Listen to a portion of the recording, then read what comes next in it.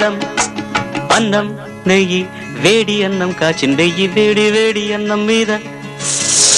కమ్మని పప్పు కాచిన నెయ్యి వేడి వేడి అన్నం మీద కమ్మని పప్పు కాచిన నెయ్యి పప్పు తప్పడం కలిపి కొట్టడం భోజనం వన భోజనం తల్లి తోడు పిల్ల మేక తల్లి తోడు పిల్ల మేక ఆలు మగలు అత్త కోడలు బాసు బంటూ ఒకటేనంటూ కలవడం భోజనం